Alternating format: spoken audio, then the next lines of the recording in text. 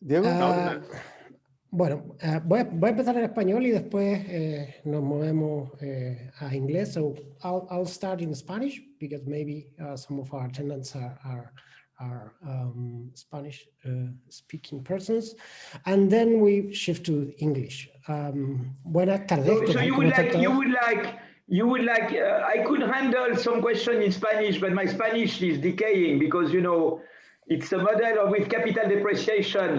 I used to be married with a Mexican, you know, it's been 15 years, we are no longer together.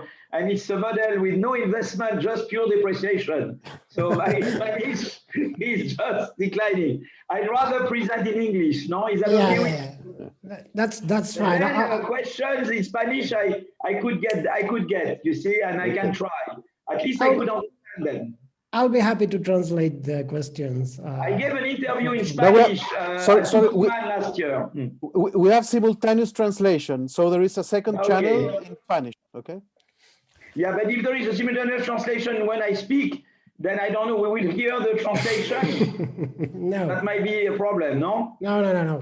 We won't hear the translation here. It's just in the broadcasting system. Yeah, broadcasting channel. Because I speak fast and usually translators get crazy with me. Okay. They get mad. It doesn't work. Okay, so hi everyone. We're happy to have a bright start today in our regular Tuesday talks. Philippe, thank you for coming to us. The introductions will be made by the Dean, Jose de Gregori, so I will shift to him the floor, and then I will briefly explain how we will proceed with this talk. Yeah, okay, very good. Okay, so now it's my turn. Well, it is an honor and a pleasure to present Philippe Ayllon, who is a great economist, one of the greatest of our time. He got his PhD from Harvard in 1987, and I had the privilege of being a student in the first course he taught at the PhD program when he started his academic career at MIT as assistant professor, the course on uncertainty. And then over the years, I have followed his career and maintained contact with him in different places. The last couple of years at the NBR Summer Institute, where we used to go, but now is unfortunately online. From MIT, Philippe moved to EBRD as Deputy Chief Economist, the European Bank for Reconstruction and Development, in 1990. Then as Professor of UCL, to move then to Harvard, where he was many years and still is associated. He was the Robert Waggoner Professor of Economics, and he's currently professor at the Collège de France, Bicentennial Professor of Economics at LSE, and professor at INSEAD. He's also a fellow of the Econometric Society and of the American Academy of Arts and Sciences.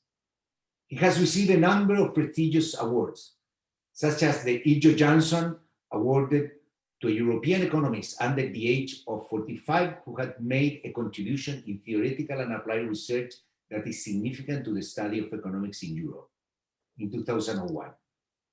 In 2009, he received the John Foy-Neumann Award, and in March 2020, he shared the BBVA Frontier of Knowledge Award with Peter Howitt for developing an economic growth theory based on the innovation that emerges from the process of creative destruction. His academic career has been extremely prolific in economic theory, economic growth and development, and the theory of finance. We would spend a lot of time talking about his influential contributions. So just let me mention that perhaps he's better known for his books and papers on economic growth with a Schumpeterian perspective. Today, we have the honor to receive in this webinar where he will talk about his latest book, The Power of Creative Destruction, Economic Upheaval and the Wealth of Nations, that in June is coming in Spanish, written with Celina Antonin and Simon Brunel. At the core of the current COVID-19 pandemic and economic crisis and the shape of the future is creative destruction. As he mentions in the preface of his book, policymakers face a challenge in this reallocation period. They must accompany the process of creative destruction without obstructing it. So now the floor is yours, Philip. Jose was it's a wonderful privilege to see, to have you here and to see you again. And we've been following each other about many years, and I remember the thing where I used to send you papers to referee, you remember, and once one paper was returned, said you could not because you were becoming the head of the central bank. and you followed each other, and it has been always a pleasure to interact. Let me share screen and do the slideshow. Voila. Okay. So as Jose very generously presented me and mentioned about the book, it's a joint book with Céline Antonin, Simon Bunel, who are two young, very talented researchers. Céline is at the Observatoire Français de la Conjoncture Économique and Collège de France with me, and Simon Bunel is at INSEE, Banque de France, and Collège de France with me as well. And there are two young talents that you should follow. So we start with a picture of Schumpeter. It all revolves around the concept of creative destruction, which is a process whereby new innovations displace old technologies, makes them obsolete. And in fact, what we've done, it's that over the past 30 years, more than 30 years now, started at MIT. Jose, you were there. That I met Peter Howitt at MIT. He was visiting from Western Ontario, and I was first-year assistant professor. He had his office next to mine, and that's where we started to work on this. And what we did, we said, well, there is no model based on the idea of creative destruction. There is no such thing. So we build a paradigm to operationalize the notion of creative destruction. And so we build models, and then after us, others have been big contributors, Ufuk Aksidi, Pete Clino, many, Daron, Acemoglu, and others have continued this, Clété and Kortum, and have developed models based on creative destruction that shed new lights on several aspects of growth and development. And so the paradigm consists of these models that have been developed to operationalize the notion, and also confronting the models to new data, in particular to micro data, to firm level data particularly, and to test the distinctive prediction of the theory. So what is the Schumpeterian paradigm all about? It essentially encapsulates three main ideas. One is that long-run growth is driven by a cumulative process of innovation, where everyone builds on the giant shoulders of predecessors.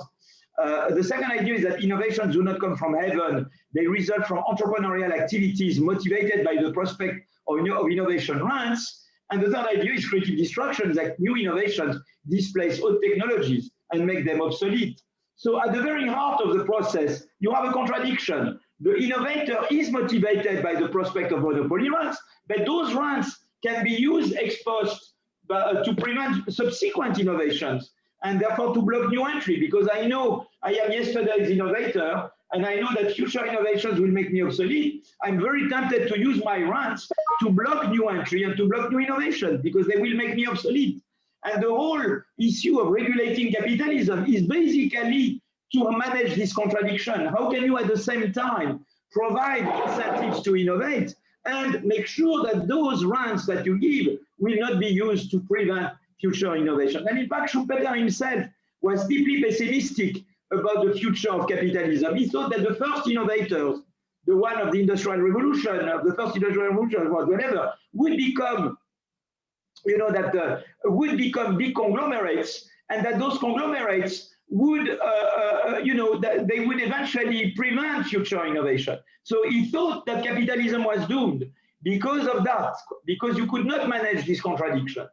But this book tells you that you can, in fact, avert Schumpeter's pessimistic prophecy, and you can show why it was not true, it has not been true so far, and why you can avoid it.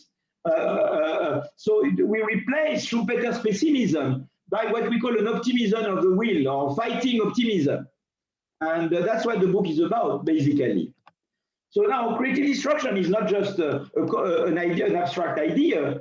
It's about it's something you can touch. So, for example, one way to measure creative destruction is to do it. Oh God, where am I here?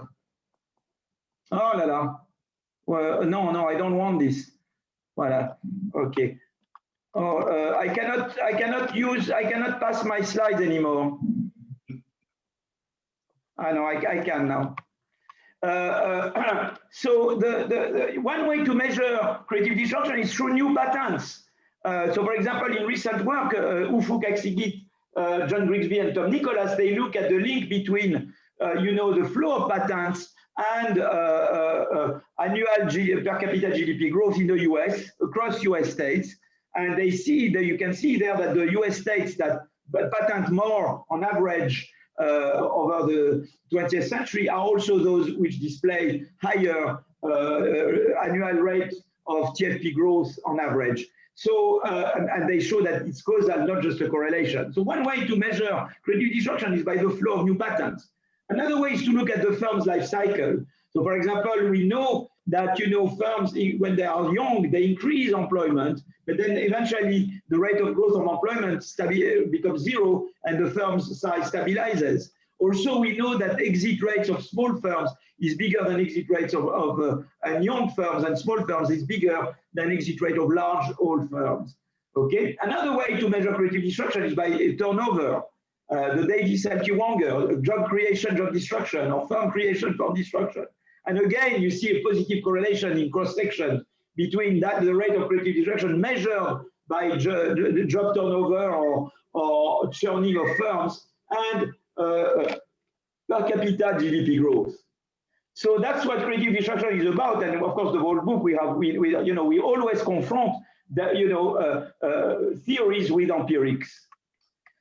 So now the book, what it does is to use the lens of creative destruction and the paradigm that I outlined above to do three things: to revisit some main enigmas in economic history, to question some common wisdoms about that policymakers have put forward that may turn out to not be right, and to rethink the future of capitalism. So let me talk about them one by one. So some historical enigma. First enigma is the takeoff.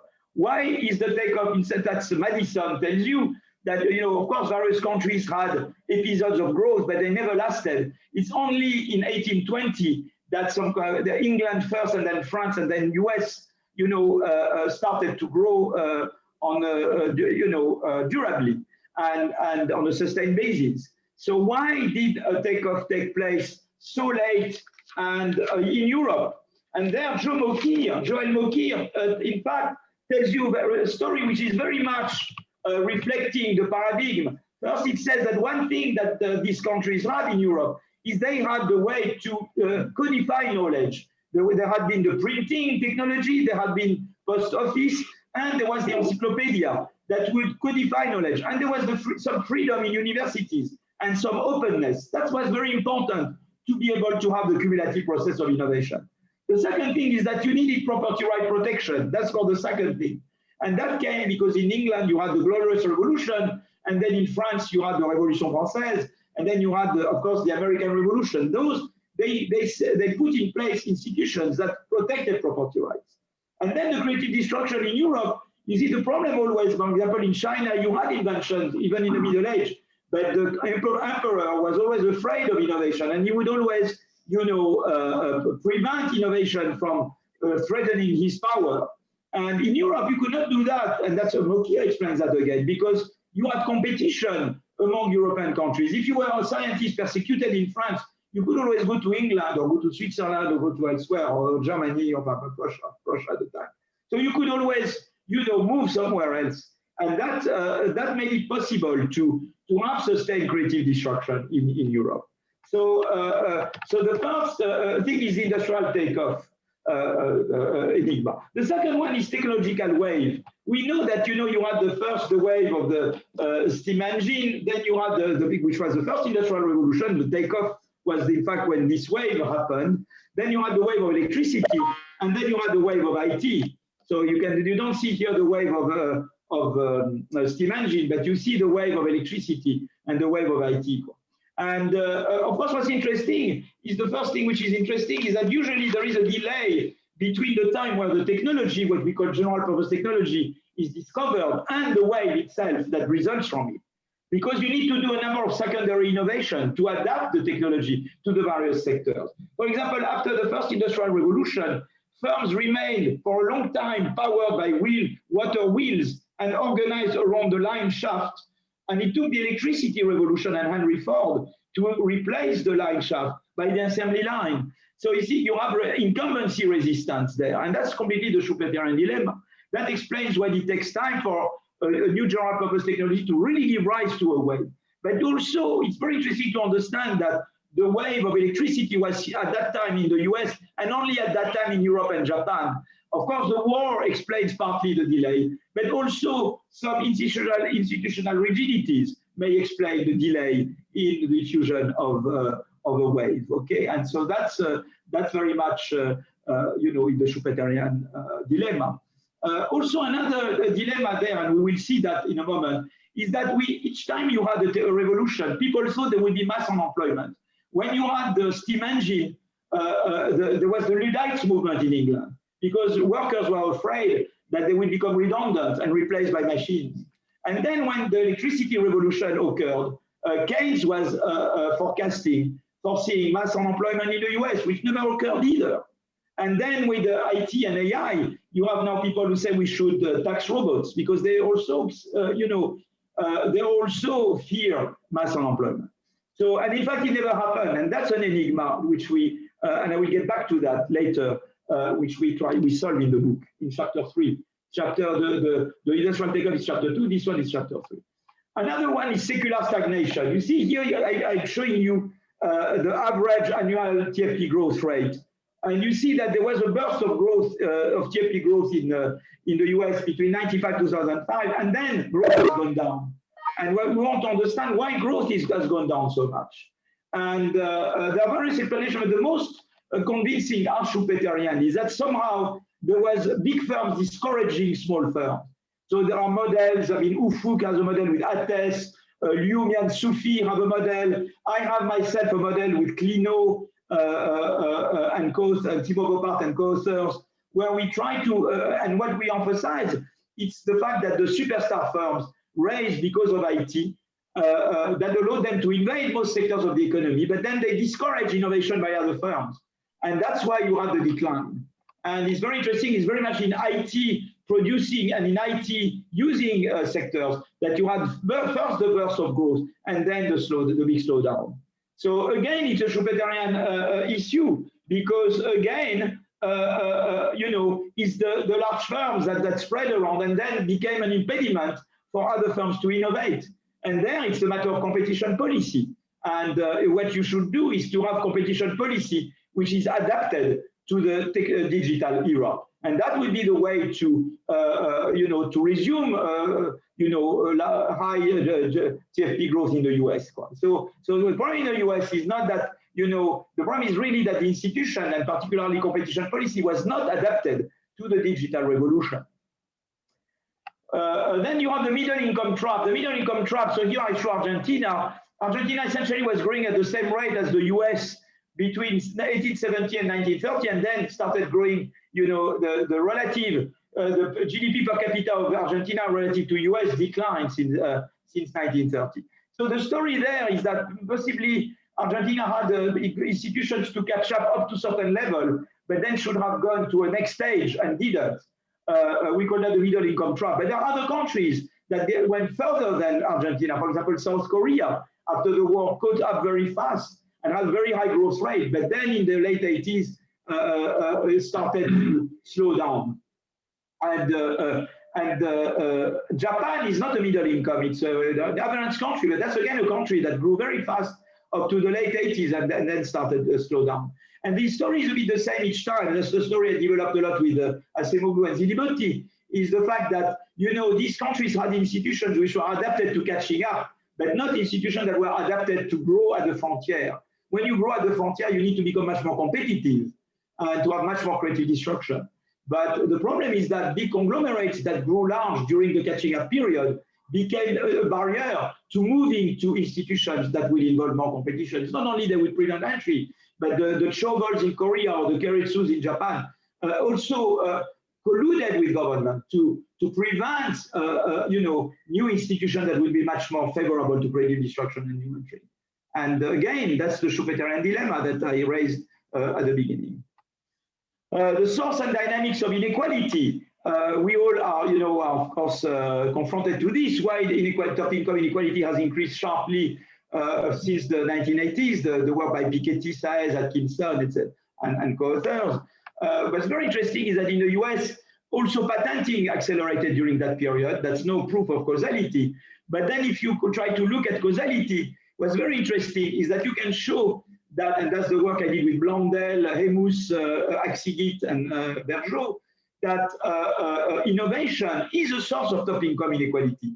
You see here on the horizontal axis, I have state years in the US, US states and year. So the same state may be at different points on this horizontal axis depending on the year.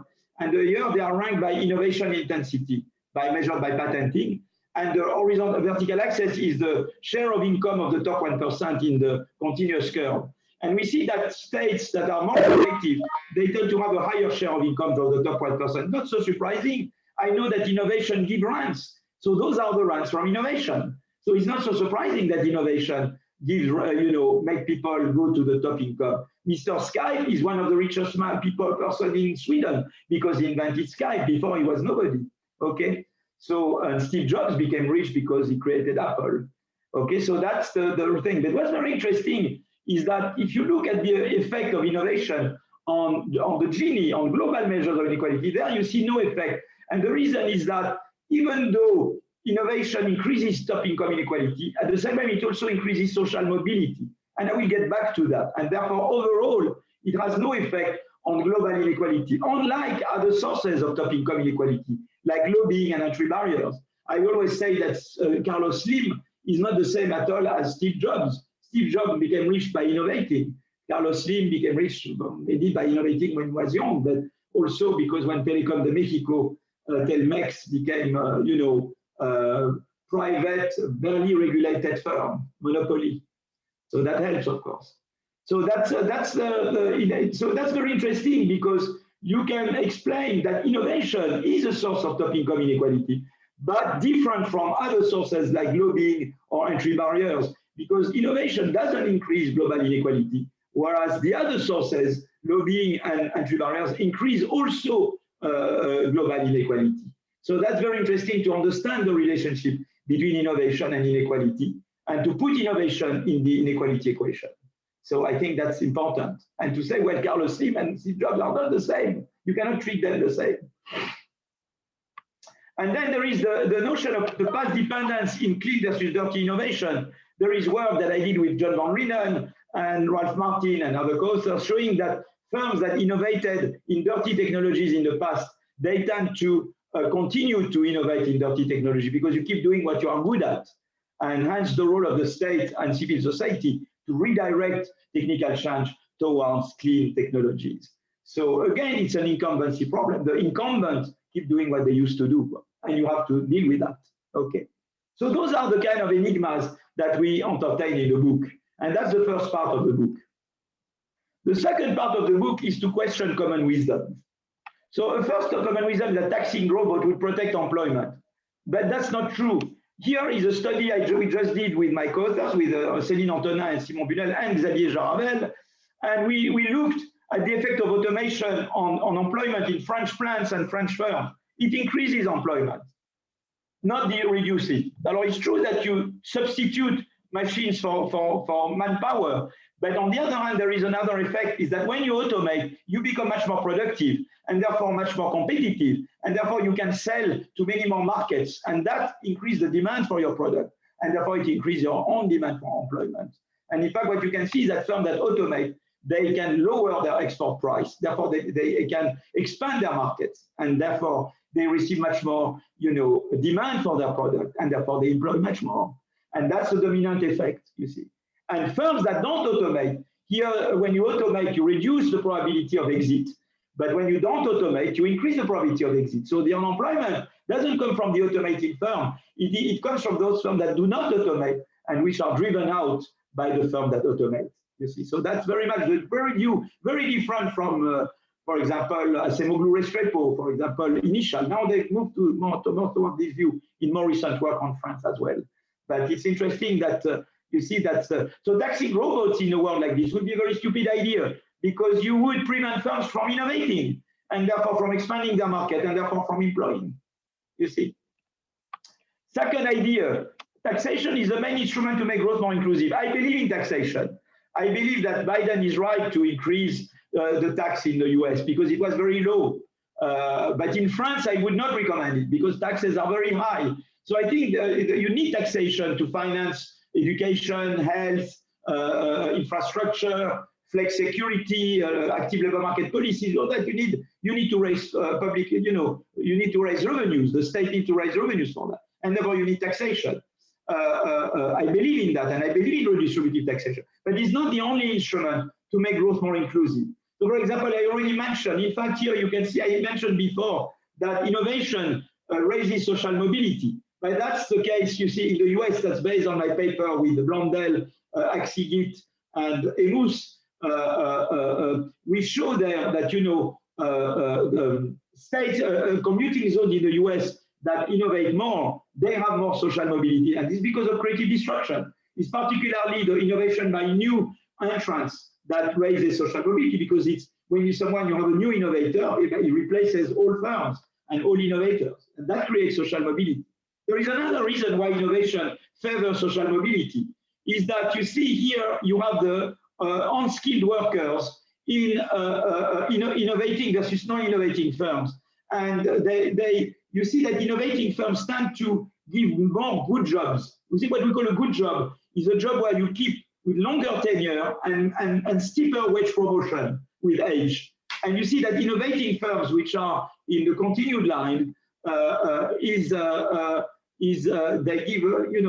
they give higher wage and also steeper wage profile than the non-innovating firms. So innovation not only is because of creative disruption, it's because also innovating firms, they create more of these good jobs, which are really a way to provide. So if you overtax capital, for example, and thereby discourage innovation, you shoot yourself in the feet. Not only you discourage growth, but you also discourage social mobility. So it's not that you should not tax, you should have progressive taxation and have welfare, good welfare state and all that. But you have to make sure that it's not at the expense of innovation, because innovation is itself an engine of not only growth, but also social mobility. Another common wisdom is that protectionism and big tariffs is the way to regain control of value chains. Here I show you Germany versus France in imports of COVID products. So COVID products, it's respirators, tests, active principles for tests, the mask and all that. I mean, Germany and France were about the same in the early 2000s. And then you see Germany becomes a big exporter. That's the export of Germany in this product. Those are the imports of Germany. Germany now has a 20 billion euro trade surplus in these products. France did not do anything. It remained flat. And Germany did this essentially because they invested and they innovated, not because they put Trump tariffs. They did it through innovation. And it's important because if you put too high tariffs, unless, of course, there is a retaliation against unfair competition, and there you should use tariffs. But if you use tariffs in an abusive way, then the problem is that there will be retaliation. And if you lose export markets, you, in fact, reduce your incentive to innovate yourself. So we show that in that chapter 13 of the book, that in fact exports market is very important incentive to innovation. So if you are too aggressive on tariffs, the destination countries will retaliate. They will therefore restrict your export market, which at the end of the day will restrict your own innovation. You see, so that's I think an important thing to have in mind. And finally, and another one is zero or negative growth is the best response to climate challenge. The COVID was a very nice natural experiment because, in fact, during March, April 2020, the French GDP went down by 30%. So you had a true big negative growth, but CO2 emission went down by only 8%. So it tells us that the, negative growth is not the way to solve the problem. It's really the way is to have green innovation. So the brevet vert is green patents. These are polluting patents. And you see, there is some hope that the green patents will catch up eventually with the polluting patents. That's in the automotive industry that I show here. The interesting thing is that we show in that chapter 9 that you have several instruments to make green innovation happen. One is the carbon tax. That's very effective, carbon price, very effective instrument. Another one is subsidies to clean R&D and industrial policy directed to clean, the ARPA energy that the Americans have. And another one is civil society. It's the fact that, consumers, name and shame. So corporate social responsibility and consumers play a big role. Now they really start playing a big role, and that can be quite effective as the carbon price. So, for example, if you are in a country where consumers are aware of the environment problem, then you can show that competition will push first towards innovating cleaner, because if I don't, then Jose will do it, and Jose will get the consumer. And that's a very effective force together with carbon price and green industrial policy. So we have instruments, the state and civil society together can redirect technical change of firms towards green, because spontaneously, as I said before, firms would not innovate green themselves. They would keep doing what they used to do. So now the third part of the book is about rethinking capitalism. What the COVID revealed is that the social model in the US is broken, but that the innovation system in Europe doesn't work well. And so all of us, we have lessons to learn from the COVID. So if you look at Gini, you see the Gini is higher for the United States than for Germany, Sweden, Norway, France, Denmark. And poverty rate is higher in the US than in our European countries, okay? If you look at the effect of COVID on unemployment rate, that's the effect on unemployment in the US, increased a lot compared with Germany where it increased a little. And if you look at the proportion of citizens without health coverage, with COVID, nothing happened in Germany. Everybody has health coverage, whereas the fraction of a population in the US without health coverage increased, because when they lost their employment, they lose, some of them lose health coverage. And that's where Germany is much better than US in insuring against big shocks like COVID. I showed Germany, I could have shown Italy, Spain, France, UK. It's more like Germany, you see, versus US. And similarly, if you look at the effect of COVID on the fraction of population on the verge of poverty, here is the effect on the poverty in the US, which increased substantially during COVID, whereas no effect on poverty rate in Germany during the COVID crisis. So that's where the COVID showed the weaknesses of the social model in the US. That's why Biden wants to take strong action, you see. But on the other hand, the flip side is that the COVID revealed that on innovation, US is much better than we are. If you look at biotech patents per million inhabitants, you see they are much higher in the US than elsewhere, you see. So they have much more patents.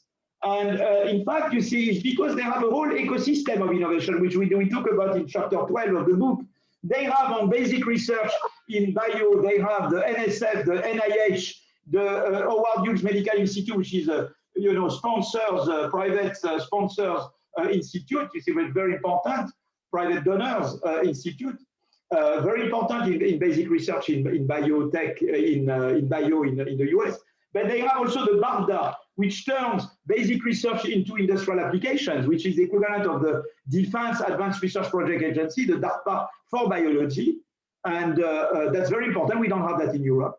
And they have, of course, venture capital and institutional investors, which play a big role as well to foster innovation. You see, we just look at the BARDA. That's the budget of the BARDA. All the vaccine, Pfizer, Moderna, all that is directly or indirectly is owed to BARDA and DARPA. 12 billion euros, $12 billion spent by BARDA. The equivalent spent in the Europe between European Commission and EIB is $4 billion US, 3 times less. So you see, on innovation, we are not as good. So in fact, what you would like is to have combine the good side of the American model to maybe as innovative, or at least go towards the American model on innovation, but go towards the European model, particularly Denmark is a model for us on protection. And we think that they are better. In Denmark, particularly, we have the Chapter 11, where we argue that in Denmark, when you lose a job, there is no effect, a negative effect on health, because there is a flex security system. When someone loses a job in Denmark, you have income insurance, and you have also training, and the state helps you find a new job. And that's why people are not in anxiety when they lose a job. Whereas in the US, Deaton and Case have showed the dramatic effect that job precarity has on health. So you want something which combines these two sides, you see. And at the end of the day, remember I started with the pessimism of Schumpeter, that he thought that the first innovators would turn into conglomerates that would prevent continued sustained innovation.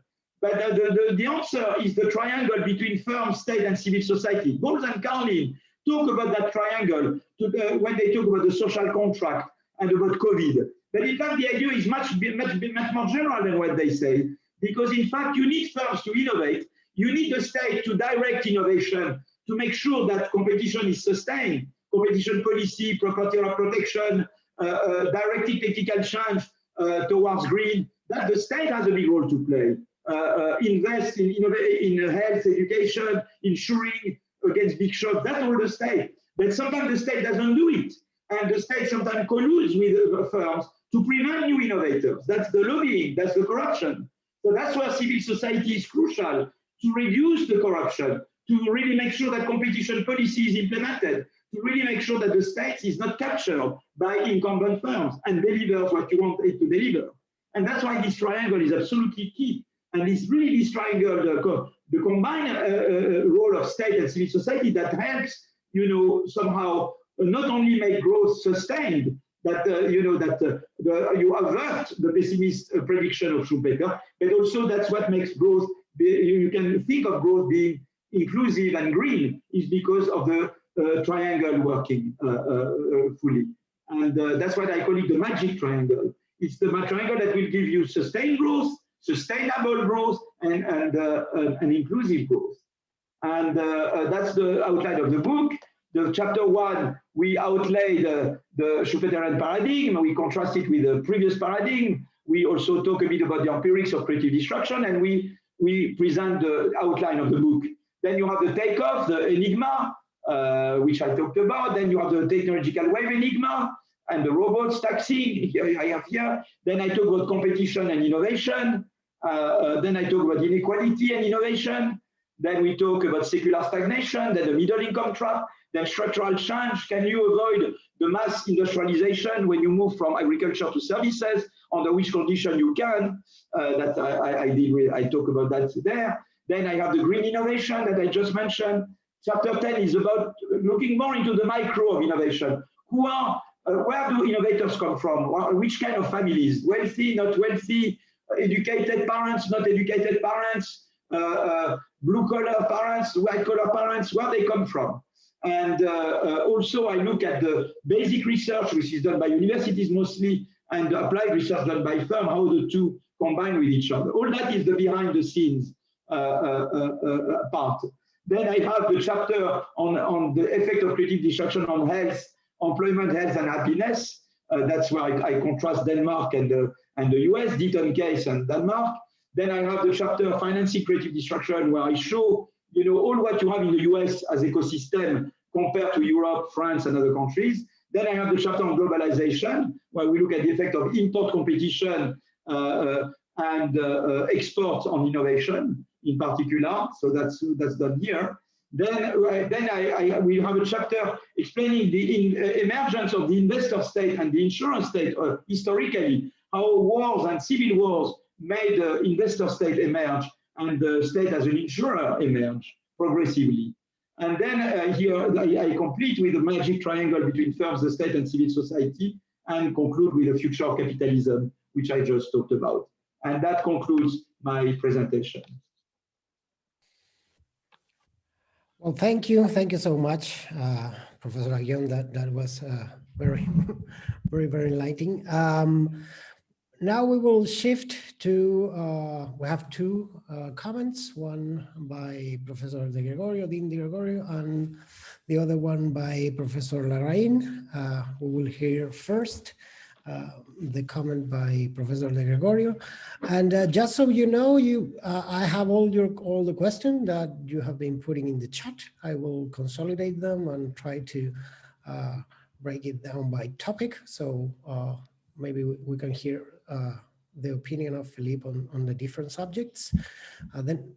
So you could keep putting your questions there, either in Spanish or English, or even in French, and then Guillermo will translate them for you.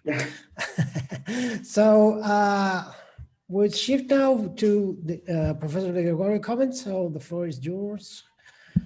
I will make just a few comments because I think that people may be more interested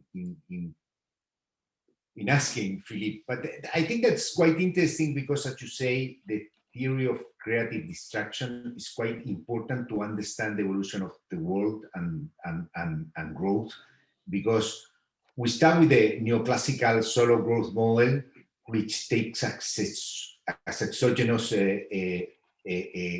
productivity growth, but we need to understand better productivity. And in your case, productivity, it occurs because there is a creative destruction. There is a new firms, new innovation, and there are ones that exit.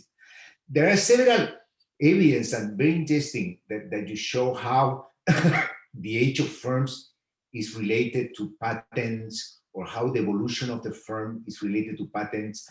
And I want to raise basically two issues that may be important in the discussion, and particularly in Latin America, and countries that may be close to the middle income trap, or that they are struggling, like the case of Chile, to grow again in an inclusive way, but it's a problem.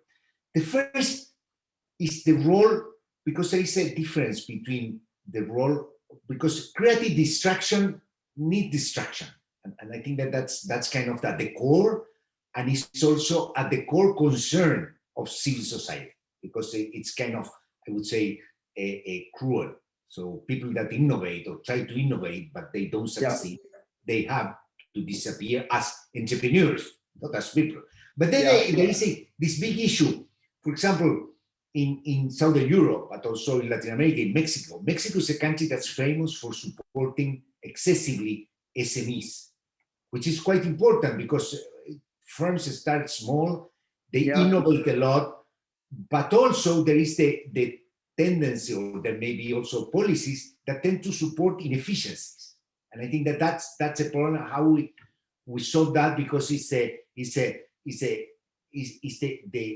small firms that perhaps do not innovate enough in Italy compared to what's happened in the US with innovation. So the issue of small and medium enterprise, and to have, I would say, zombie SMEs is a problem for innovation, for policymakers, and also is quite popular. It's quite popular because it's kind of a let's always support SMEs and punish big firms. And the second thing is whether there is some. You talk about institutions, and institutions become quite important. Property rights and having all the environment that is I would say that is positive as in an engine of creative destruction.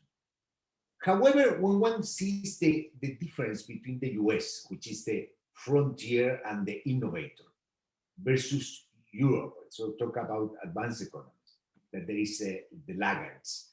So one thing that is perhaps related to institutions, and there was also some question in the chat, is that this is related to the institutions. For example, in the US, flexibility in the labor market, relatively lower taxes, much more open economy. So there is a trade-off between having these sort of institutions and the effect that has on inequality and innovation. I think that's some causal link, because even you say, well, there is a case of Denmark. It's kind of the paradigm, but it's quite difficult. I think that to copy a part of the institutions without having the complete setting, institutional setting. And finally, one point that is also quite important, and you discuss in your book, but perhaps one would like you to explain more, because there is this difference between innovation and imitation. And for small countries, for countries like Chile, perhaps the first stage is to imitate and to bring the best practices and to bring the best technologies and to try from here to imitate. So when this change from imitation to innovation comes, and what should be done in order to do it? In Chile, if you go to the details, for example, people will say, we're a country in which, in terms of the exploitation of natural resources, has done very well. Fruits, copper, we do very well. Perhaps we imitate. We do some basic innovation too. But then you say, when we go to the more industrialized next stage, and what must the country do in order to push further from the imitation or from the first stages of innovation to full innovation and growth? This is kind of I would stop here. Yeah. Okay, so shall I respond to you? Shall I a bit? I cannot do justice to all what you, to all the question and comments you made, Jose, which are all very well taken. So let me start by the end and go back to the first. Imitation, innovation. Yeah, we know that, for example, China was a very successful imitator. And what helped China imitate is that they had a good, well-educated workforce.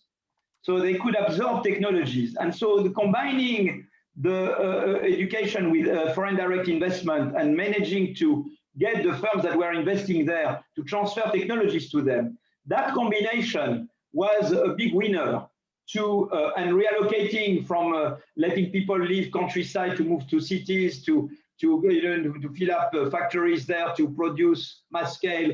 The combination of those three was a very successful device for China to catch up.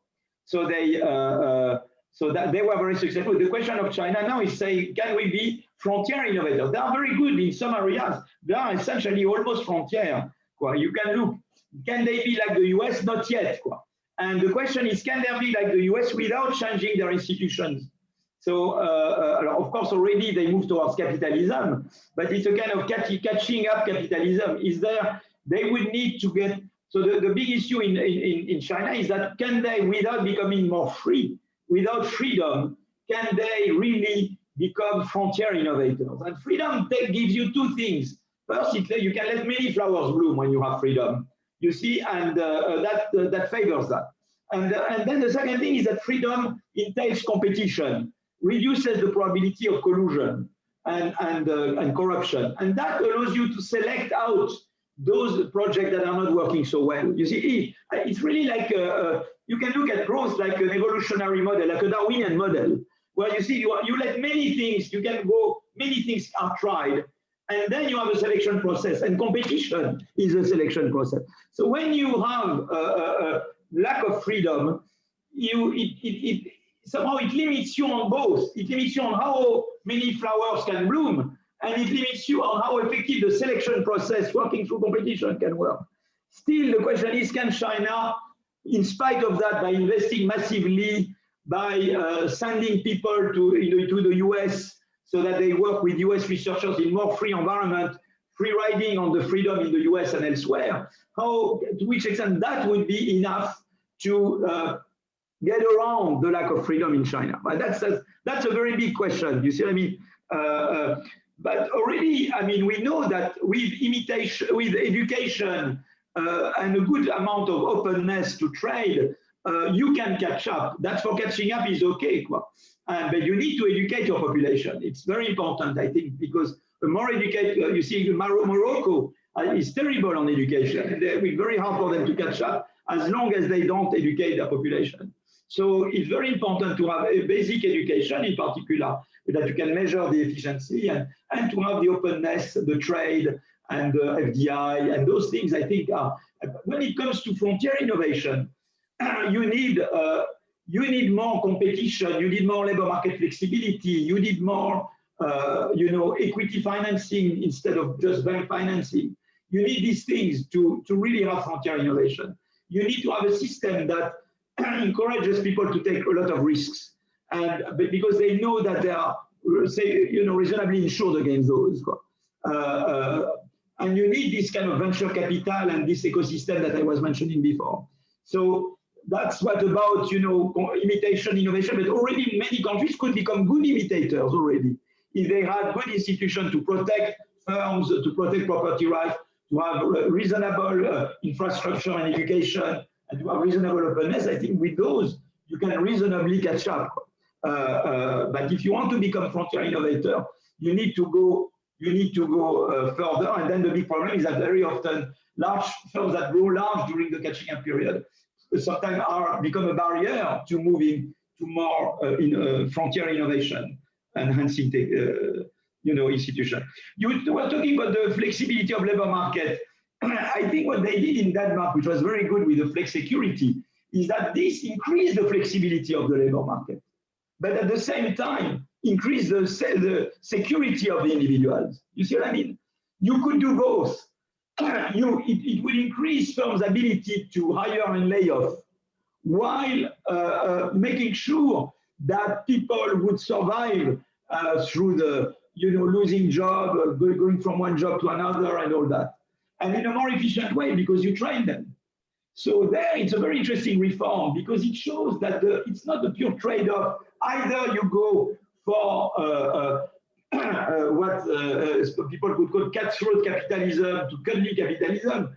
You could have reforms like the flex security, which allows you to make creative destruction work better, actually.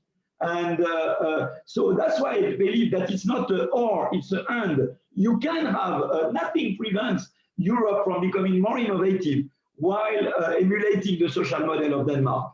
Nothing in the social model of Denmark tells you that you could not have venture capital, that you could not have institutional investors, that you could not have DARPA, BARDA. Nothing says that. I think you could very well, actually. So, and nothing tells you that if Biden increases a little bit, and I think he's right to do it, the corporate income tax, like he does, and also invest more in social services, that will prevent the US from being an innovative model. I don't think so. I believe in the and much more than in the or on that. You are talking about the zombie SMEs. Yeah, that's always the state has to be very careful. On the one hand, I think the key is to have horizontal policy that favors the emergence and growth of new firms. How you do that? By education, of course, training. You create an environment where firms can borrow, can take risks.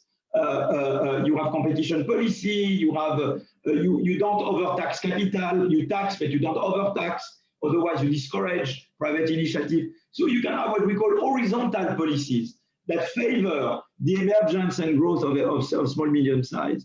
Then you have competition. What's important is that you protect individuals. If you have a flex security system, you don't need to be as protective to firms because instead of protecting employments, you protect individuals. And that's the Danish approach. The Danish approach, they don't need to protect SMEs because they protect individuals. You understand? So they have general policies to favor the emergence of new SMEs and let them grow. But they don't have to be extremely protective and have zombies because they protect individuals. That's why it's so important to have that system of flex security, I think, because that would allow you to not protect zombie firms, you see. So that's something that, I don't know if I already give you some elements. No. So thank you so much for the answers. Now we shift to Professor Larraín comment. So go ahead, Guillermo. Okay, so I will be, thank you very much, Philippe, for this extremely exciting presentation. I strongly recommend reading the book. It's extremely provocating in many respects. So let me put 4 questions very briefly because there are many questions on the public. You provide some kind of legitimacy to a form of inequality derived from innovation, and as Jose was mentioning, the kind of innovation you are thinking of is not the kind of innovation that we often see in countries such as Chile, in which there is this form of imitation that Jose mentioned, or diffusion of technologies or of know-how from abroad, that which is more likely in this. So how do you see the legitimacy of the inequality arising from this form of technical advancements due to diffusion and innovation? That's one thing. The other thing, which is linked to the you have a wonderful chapter called The Investor State and the Insurer State, which I believe it's very important, because when Jose was talking about Mexicans protecting their SMEs, I thought about the political economy of protecting inefficient firms working. And to some extent, this is a form of supplanting the insurer state that you proclaim. So the more you develop an insurer state, I would presume, and this is my question, the more likely is that you will not feel obliged to protect inefficient firms, or exactly. because so to some extent the insurer state is a precondition for improving the capacity of the economy to catch up or to manage the creative destruction consequences. That's the second point. The third point, you have a wonderful chapter as well with a question. When you put it on the screen, it said very, very coldly structural change, but the chapter is called different, and in the English version at least, it's called Can We Bypass Industrialization? That's the name of the chapter. And I believe that's a very interesting question, because it's in our discussion today. So we have an economy which is heavily reliant on the exploitation of natural resources, and many people would like to make a shortcut to a service-led economy, which has a lot of merit, because we are a very small and faraway country, so we cannot afford really to be competitive in traditional in industrial sector. But the question would be basically that, if you look at a country such as Chile, do you think it's possible to bypass the industrialization phase that many countries in the world, the one that you basically have in mind in the book, are the where a feature of all of them? They all pass through industrialization. And the last one, concerning your conclusion, why do you start by asking yourself if the second paragraph says that the abolition of capitalism is not the solution? In this country today, many people is to some extent proclaiming that capitalism should be abolished. But why do you say so in the context of your book in developed countries? Do you see that as a real threat? And what's your political assessment of why did you mention that? I mean, it's a very strong idea. Thank you. Yeah, that's I will adapt with this one. Where you ask again a lot of important questions. Inequality, I mean, I'm not advocating inequality. What I want to say on inequality, my view is that I want just to say, when people ask you inequality, you should first ask them how you measure inequality. Which inequality do you have in mind? Is it top income inequality? Is it Gini? Is it social mobility? So first thing, you should just tell them, which inequality are you talking about? The second thing is that there's been work showing that there is what we call the Great Gatsby curve. Usually places where you have more social mobility and income mobility tend to be places where you have less global inequality, lower Gini, tend to be, okay? It's not automatic, but it's true in the regressions of Chetty et al. In their QJE in 2014. It's true in the studies that OECD did. Usually places that have more social mobility, there are places with lower global inequality. So me, when you ask me which inequality I'm interested by, I will tell you social mobility is the one that's most important to me. You know, it's a bit the story of Vasco de Carvalho that visits Olof Palme in Sweden. That was after the Portuguese Revolution in 1974. And it's said that Palme asked Carvalho, how is it going in Portugal? Oh, great, we have less rich people. And then Carvalho asked, how is it going in Sweden? And Palme said, well, it's great, we have less poor. You see what I mean? So the main thing is that what are you really interested in? Me, what I'm interested in is the social mobility, because I want everybody to have a chance. That's what's important. In Sweden, you have Wallenberg, you have Mr. Sky, you have rich people, but there are no problem because they don't prevent new talents from emerging and from innovating. You see what I mean? That's the fact that there are rich people for me is not a problem in itself.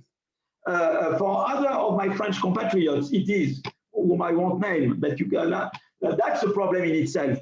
For me, what's the problem is that they could use their wealth to buy out the system. You see, that's become a problem. If the rich can prevent competition, can lobby to prevent new entry, can buy out the political system, and that's the big problem in the US. In the US, the rich, they lobby a lot.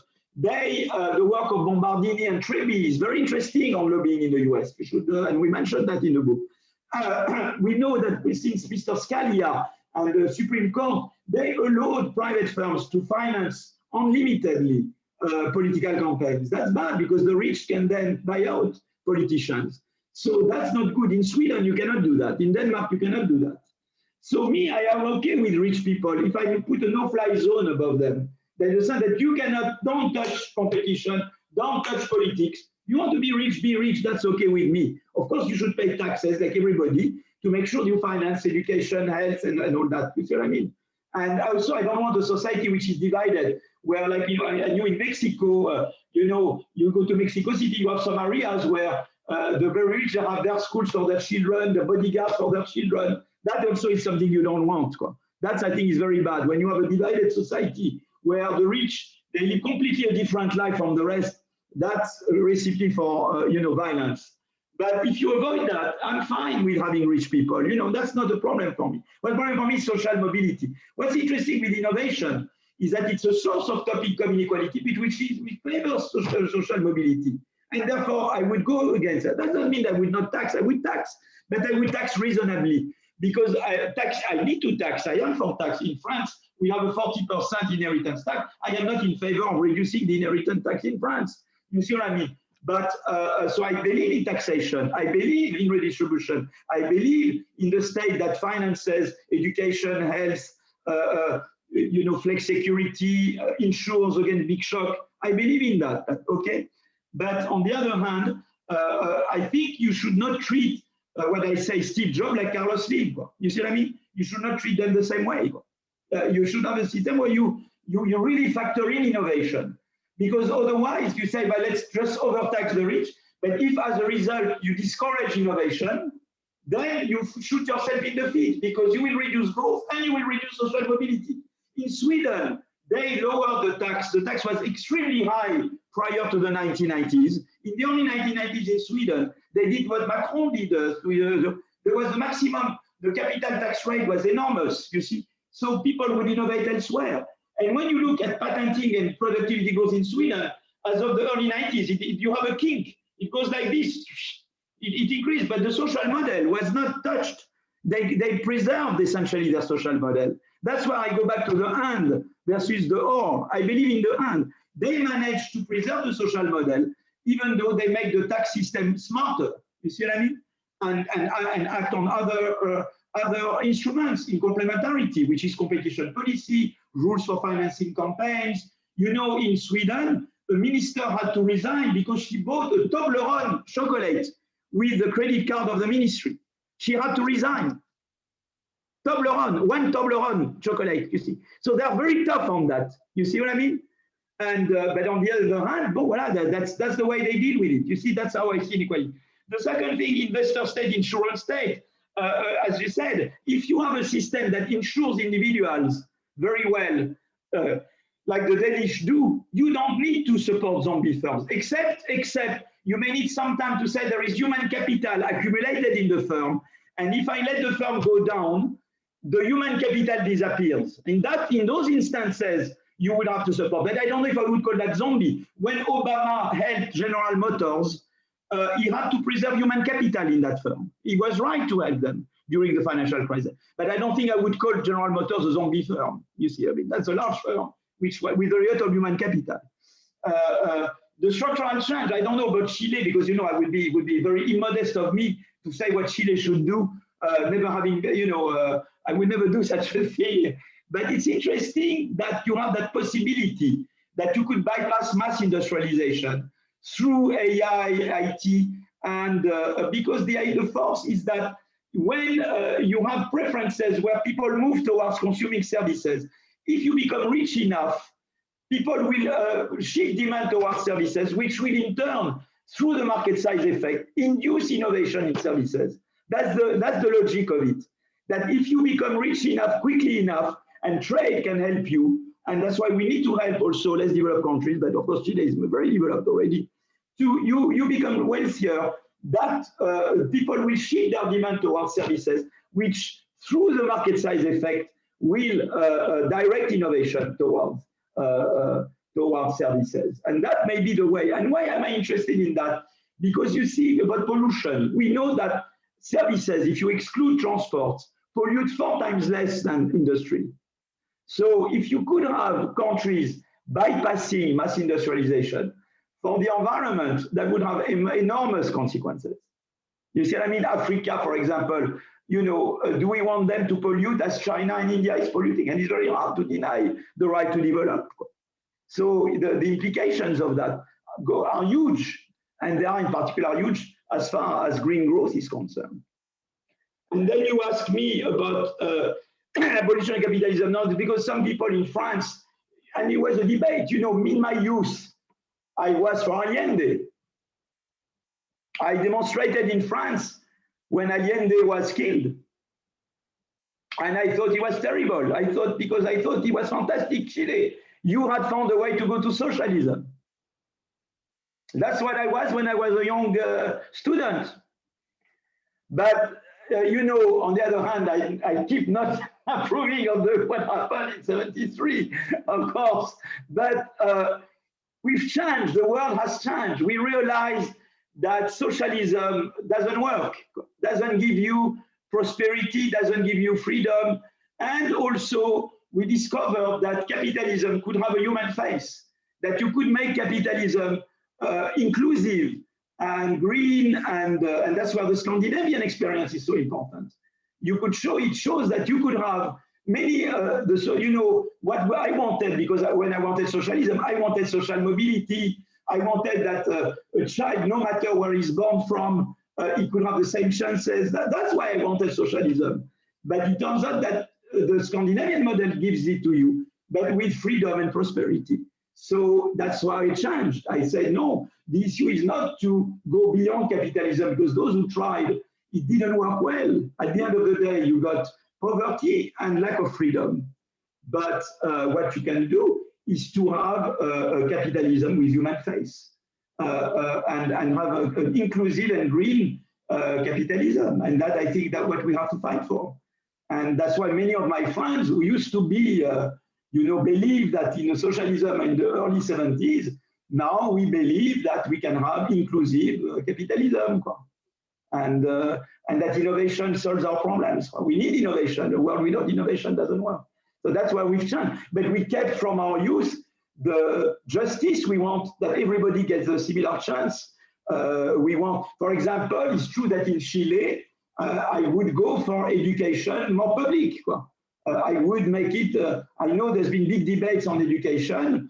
I am in favor of education without free. In Scandinavia, you don't pay a cent for your education from kindergarten to PhD. That I believe in very much. I believe in that health should not be something you pay for. Everybody should have access to health. Those are things I keep, but we know that that can take place in a capitalist system. Thank you so much for your answers, Professor Aguillon. I hope I did not. I hope I did not. You brought me there. I mean, so took me there. No, so I mean, it was great. So we in the fact that we could go beyond capitalism, but the world has shown that that's not the way it works. So we have go a little bit beyond the hour, but if you have a little bit of time, we can ask you for a little bit Yeah. more of time to take some questions from the Yeah. audience. So I think you have touched on most of the questions. So the large bulk of questions were about taxes and the role of the state in innovation. But maybe, I mean, there are a couple of things related to kind of green technologies and how they may affect the growth paradigm. And how do you see this? I mean, what's going on with the marginal cost of energy and the ability of push innovation a little bit faster, and that's probably one of the questions in which you haven't talked much. So that's why that's probably the first one. Look, as I said before, COVID was a fantastic natural experiment.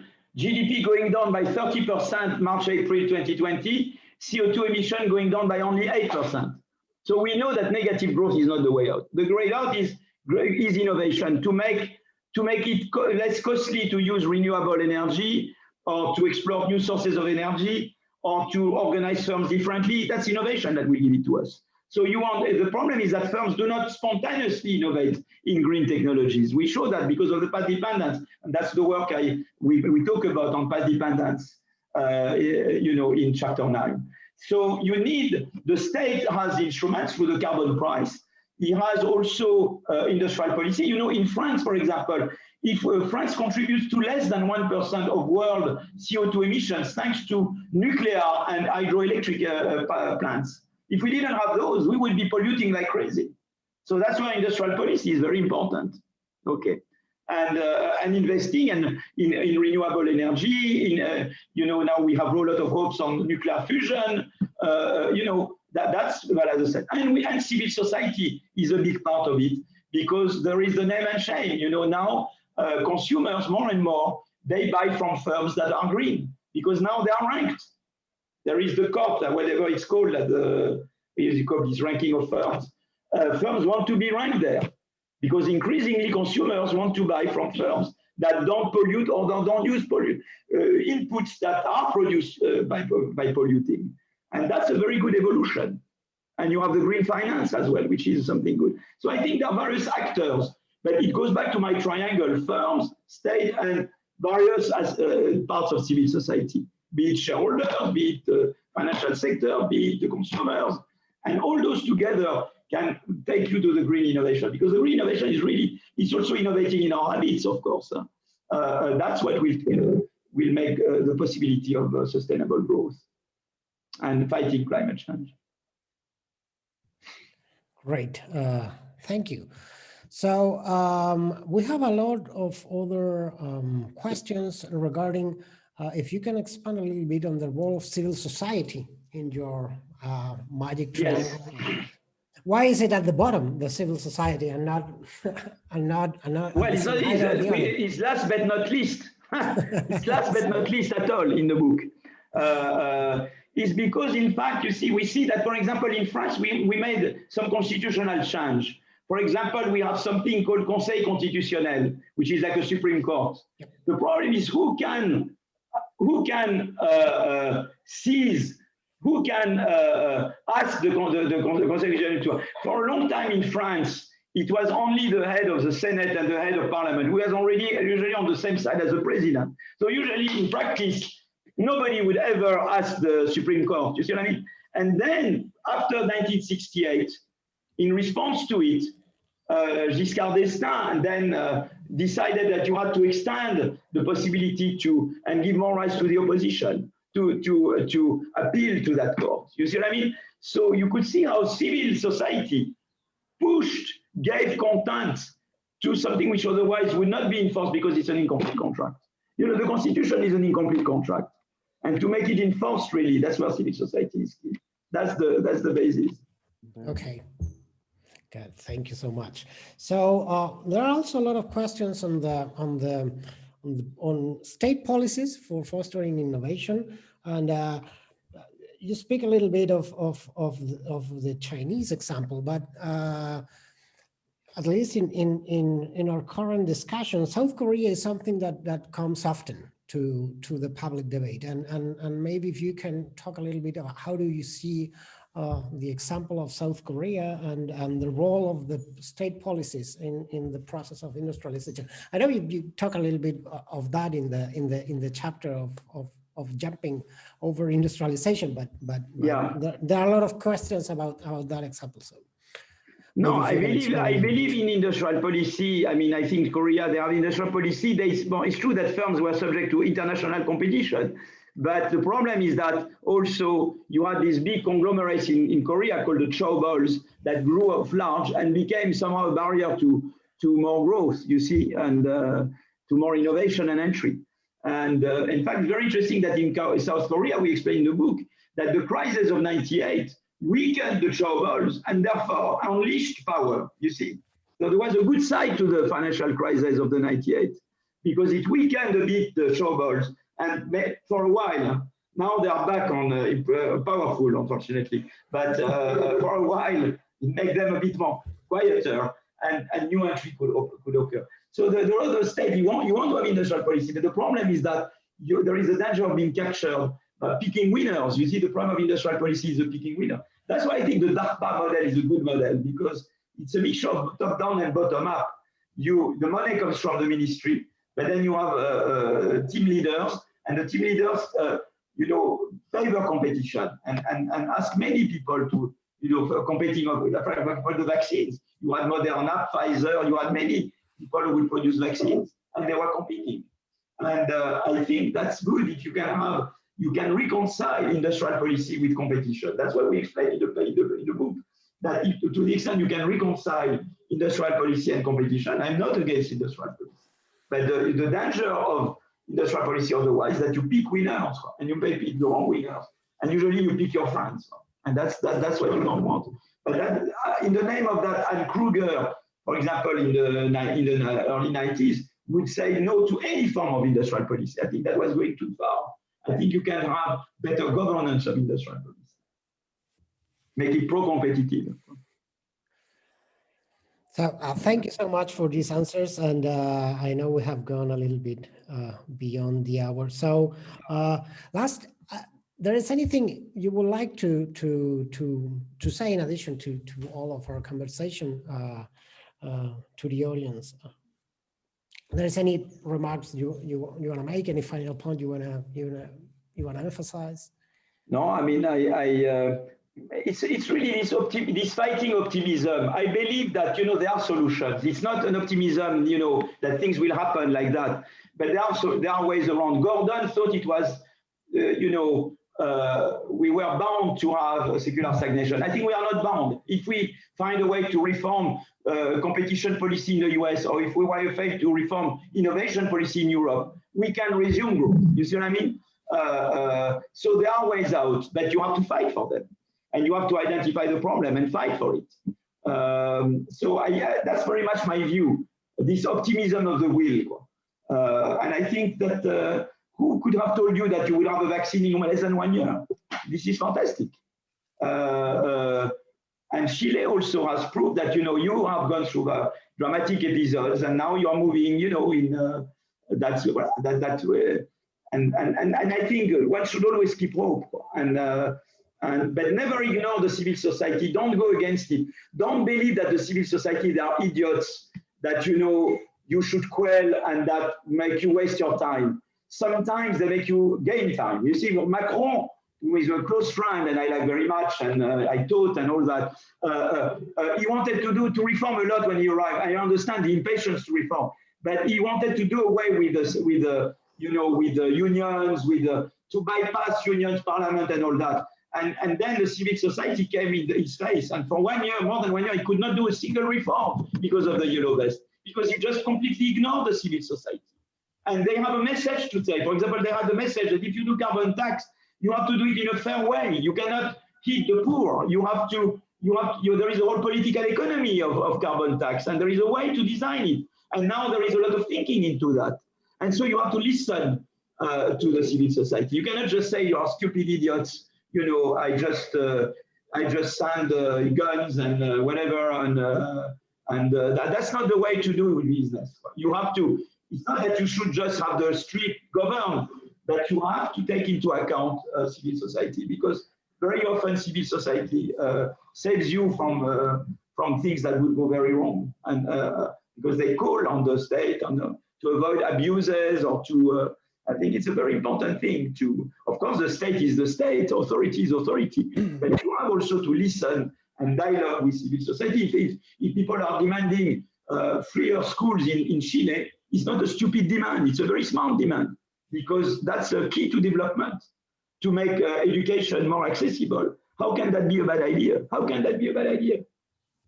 So I think, you know, maybe there are always people who are extremists, you know, of course, but there is a message. And I think that's why I tell Macron as well, you know, that listen to what people say, because they're not completely stupid. There is something intelligent that they're trying to tell you.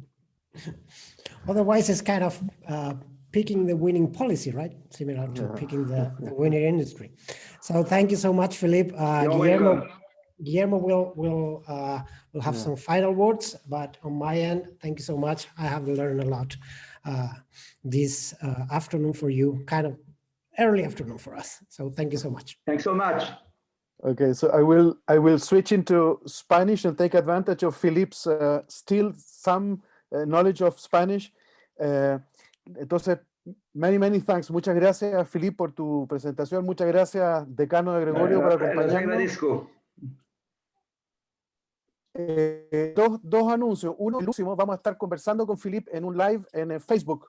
Así que ahí podrán también copié todas las preguntas que hicieron, algunas no quedaron respondidas ahora, así que las vamos a retomar el lunes en una conversación directa. Mantenemos el diálogo.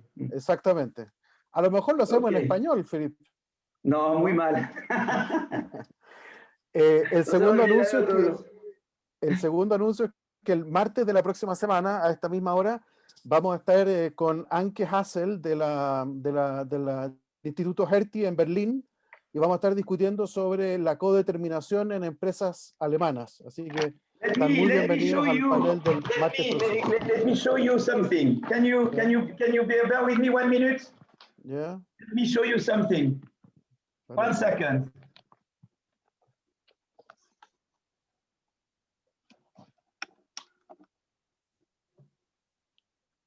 Can you recognize what's behind? Yes. It's Mata. So le tableau He was my father's best friend. He was that's my in your father's book. closest friend. He was living next to my dad. Yeah. They were very close. Here is another one. First time that I met Philippe, he told me, you know Mata, you know Mata. Yeah, it's in the front page of the endogenous growth book. And you want to have fun? You want to have fun? 1 second.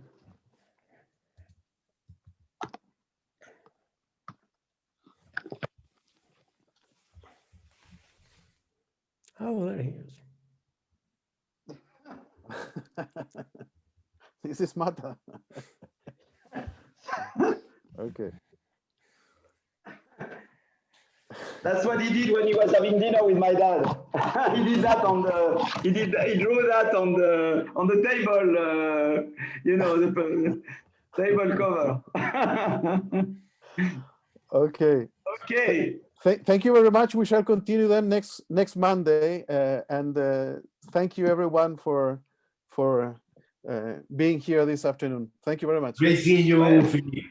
Hope to see you. Thank you so much, and Guillermo and Diego, and it was great. Thanks so much. Great. Bye. Bye. Thank you. Bye. Bye.